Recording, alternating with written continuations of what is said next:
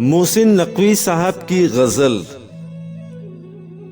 हवा का लम्स जो अपने किवाड़ खोलता है तो देर तक मेरे घर का सकूत बोलता है। हम ऐसे खाक नशी क्या लुभा सकेंगे उसे, वो अपना अक्स भी मीज़ाने ज़र में तोलता है। जो हो सके तो यही रात ओढ़ ले तन पर, बुझा चराग अंधेरे में क्यों टटोलता है। उसी से मांग लो खैरात अपने ख्वाबों की, वो जागती हुई आंखों में नींद घोलता है।